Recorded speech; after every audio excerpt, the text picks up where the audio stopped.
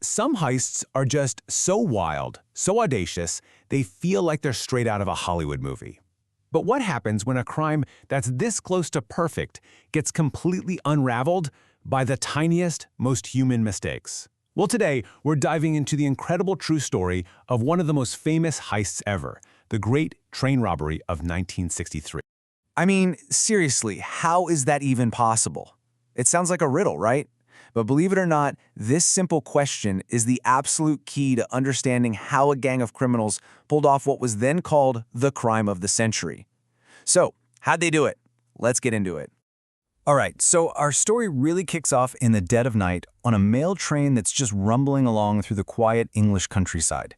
Everything about this journey was completely routine, right up until the moment it wasn't. So, picture the scene. It's the early hours of the morning. This massive train is thundering through the darkness, and inside you've got 72 postal workers just sorting mail like any other night, completely oblivious to what's waiting for them just a few miles up the track. Now, you gotta put yourself in the driver's shoes for a second. For Jack Mills, seeing this was just bizarre.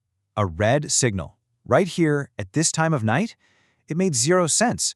But you follow the rules. He hits the brakes and brings this huge train to a grinding halt right in the middle of nowhere. And suddenly, everything is silent. Okay, so let's really dive into this because that red light was no accident. Oh no. It was the very first step in a meticulously crafted, incredibly ambitious plan that had been months and months in the making. The guy pulling all the strings was a man named Bruce Reynolds, and he'd put together a kind of criminal all-star team from two different London gangs. But their most valuable player wasn't a muscle man or a getaway driver. It was their inside man, a mysterious high-level source at the Royal Mail, whose identity, get this, is still a total secret to this day. And this insider? He gave them two pieces of information that were absolute game changers. First, he told them that the usual high-security mail carriage, the one kitted out with all sorts of alarms, was, conveniently, out of service that night. Instead, they'd be using a reserve card that had absolutely no security system whatsoever. In the second tip, well, it was even better. See, it was right after a long holiday weekend, which meant the banks had shipped a ton of extra cash. So instead of the usual 300,000 pounds on board, that carriage was holding nearly 3 million. We're talking 10 times the usual prize with none of the usual security. For these guys, it was the score of a lifetime. So, the stage is set, the prize is huge, and the security is non-existent. Let's jump right back to the night of the heist and see exactly how this whole thing went down, minute by painstaking minute. At exactly 3 a.m., the plan kicks into high gear. They use that glove and battery to trick the signal into turning red. 3 minutes later, the train stops. The crew, who have already cut the phone lines, just swarms the engine. The whole idea is simple. Unhook the engine in the money car, drive them a little way down the track to a bridge, and just unload the cash. But here's where they hit their first major snag. The retired train driver they'd brought along for the job took one look at the controls of this brand new engine and was completely baffled. So in a moment of sheer panic, they had to go back to the original driver, Jack Mills, who they'd already injured, and force him to move the train to their ambush spot. Once they got to the bridge, though, it was all business. They formed a human chain and just started hauling. In just 15 minutes, they unloaded 120 mail bags packed with cash. We're talking over 2.5 tons of money. They were in such a rush, they didn't even grab everything. They actually left 8 bags behind. So the gang has the money. They got away clean. In their minds, they've just pulled off the perfect crime. But here's where it all starts to go wrong. A single, careless sentence is about to bring their entire world crashing down around them. As the last of the robbers were leaving, one of them turned to the terrified train staff they'd tied up and said, "Don't try to get up for 30 minutes. It was meant to be a threat, to make sure they didn't call for help too soon. But that little threat was also a massive, unintentional clue. When the police heard about it, they immediately asked, wait a minute, why 30 minutes? And the answer was pretty obvious. That's how long the gang figured they needed to get to their hideout. And just like that, investigators could draw a 50-kilometer circle on a map, a search radius drastically narrowing down where to look.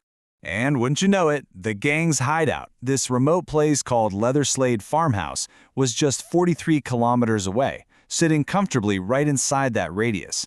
So they arrive. They're dividing up millions of pounds. They're celebrating. And they have absolutely no idea that their own words have just started a ticking clock on their freedom.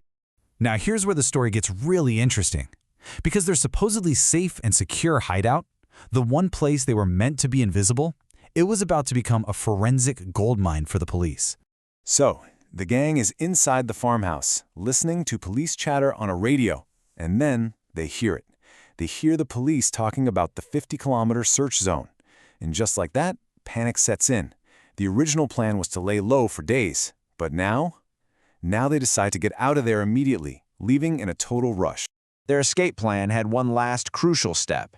They'd paid a guy a bunch of money to come in right after they left and burn the entire farmhouse to the ground, destroying every last bit of evidence. The reality? The cleaner just took the money and never even showed up. So when the police, who got a tip from a neighbor, finally raided the farmhouse, they found everything. Empty mailbags, the truck they'd tried to repaint, food, but the most amazing find of all? A Monopoly set.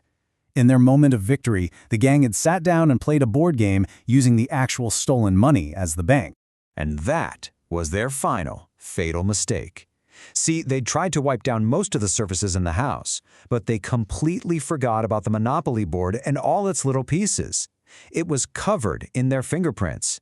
And since most of these guys already had criminal records, it was only a matter of time before Scotland Yard got the matches and put names to the faces of the great train robbers. So after all that, after the perfect plan and the fatal mistakes, what was the final outcome for everyone involved in the so-called crime of the century? While the courts came down hard, really hard, most of the captured robbers got sentences of 30 years. The mastermind, Bruce Reynolds, actually got away and stayed on the run for 5 years before he was finally caught. That mysterious Royal Mail insider vanished, never identified. But perhaps the most tragic figure in all of this was the driver, Jack Mills.